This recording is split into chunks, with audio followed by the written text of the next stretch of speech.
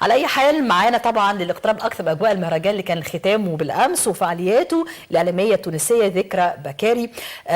أستاذة ذكرى صباح الخير. اهلا صباح الورد. يعيشك. اهلا بيكي وشرفتونا وشرفتوا العرب كلهم طبعا في المونديال في قطر، وكل التحية لتونس الحبيبة الخضراء الشقيقة وبشعبها الجميل المثقف الواعي اللي هو صاحب حضارة وصاحب تاريخ. يا أستاذة ذكرى أهلا بيكي. اهلا بيك يا استاذ ذكرى. شكرا الله يخليك. خلينا نبدا بمهرجان البحر الاحمر السينمائي، والحقيقه هو من المهرجانات اللي ولد عملاق بضيوفه بنجومه بفعالياته المختلفه بالورش حتى اللي بتقام على هامش هذا المهرجان. الى اي مدى شايفه ان هذه الدوره كانت دوره موفقه بعد ما اختتمت فعالياتها بالامس؟ توجت السينما العربية والعالمية عروسا على عرش دورة البحر الأحمر جدة على امتداد أكثر من أسبوع. المهرجان قدم خلالها باقة كبيرة من الأفلام العالمية المتنوعة إلى جانب ورشات وندوات وحفلات بالجملة، والأجواء كانت فعلا استثنائية لأنه التنظيم كان ممتاز، والبرامج اليومية للمهرجان كانت ثرية جدا، قدمت الجمهور وأهل السينما مادة دسمة ومتنوعة ومختلفة عن أي مهرجان سينما أنا شخصيا حضرت فيه في حياتي. طيب يعني تقييمك الافلام المشاركه، يعني طبعا كان في نسبه كبيره من الافلام المشاركه من مختلف الدول، 131 فيلم، الافلام الطويله والقصيره من 61 بلد ب 41 لغه، مجموعه من الاسماء العريقه ربما في اللي كانت موجوده طبعا في تاريخ السينما، بالاضافه للعديد من المواهب الشابه، استضافه المهرجان لكثير من الفعاليات زي ما قلت ونجوم السينما من مختلف انحاء العالم، كل ده بصمات خاصه بتضاف للمهرجان. تقييمك لمثل هذه الفعاليات لأي مدى كانت مؤثرة بالنسبة لصناع السينما لعشاق السينما، والتحديات اللي شايفاها ممكن تكون بتواجه المهرجان وممكن يتفاداها خلال الدورات القادمة؟ صحيح، المهرجان عرض 131 فيلم ل 41 لغة. تخيلي هذا الزخم والتنوع الكبير خلى كل الذائقات في العالم يعني أرضاها كلها. ومن أهم الأفلام في فيلم الحفرة كينيا، كان أول عرض في الشرق الأوسط في فيلم أغنية الغراب، في 34 عرض أول كمان الأفلام العالمية. نعم، في فيلم كمان فيلم سعودي فيلم الغراب كان العرض العالمي الأول.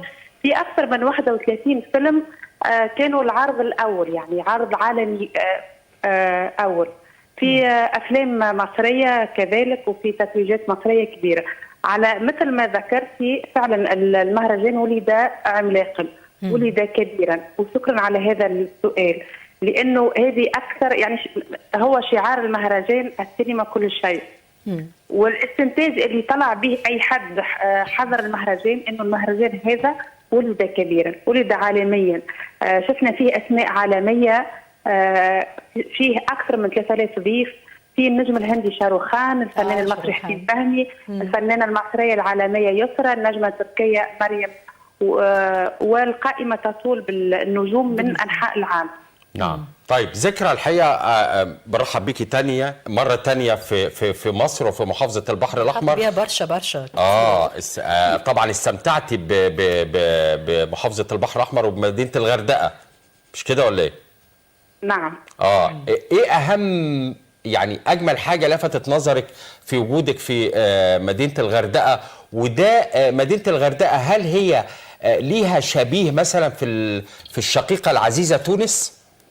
منطقة ساحلية زيها مثلا، قريبة منها في الأتموسفير بشكل عام؟ قصدك مدينة الغردقة ولا مدينة جدة؟ هي في جدة، المهرجان نفسه. أنا آسف. لا أنا آسف، في جدة، أنا آسف، أنا بعتذر لك.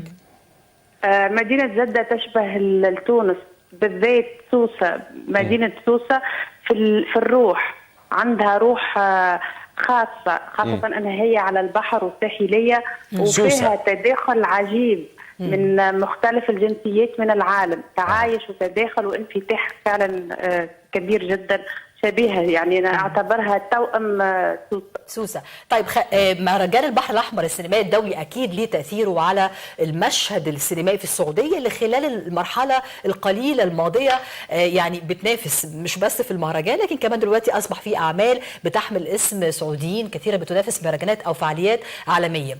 إلى أي مدى شايفة أن هناك مردود لمهرجان البحر الأحمر السينمائي الدولي على المشاهد السعودي اللي أعتقد أصبح فيه نقلة جديدة مختلفة في متابعة الحراك السينمائي العالمي، صحيح. أو في وجود دور عرض حاليا، او في وجود مهرجان زي البحر الاحمر في جده اللي بينافس بكل المقاييس كثير من المهرجانات في المنطقه؟ مردود ده على المواطن السعودي ازاي ممكن تكون لمستيه خلال زيارتك لجده؟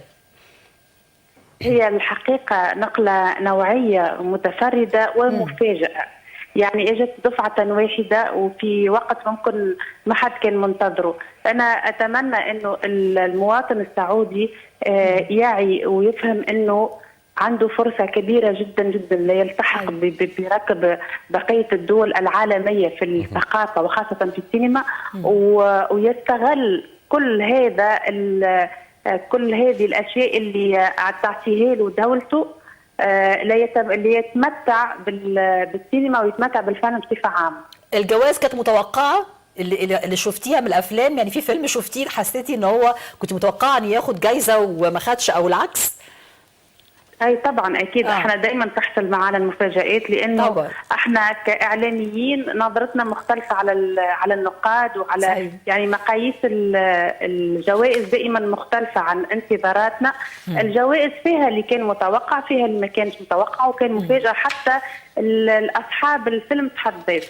اكيد. بشكرك طبعا الإعلامية التونسية دي، سعداء بوجودك معنا، واهلا بك من جده في المملكه العربيه السعوديه الاعلاميه ذكرى بكاري.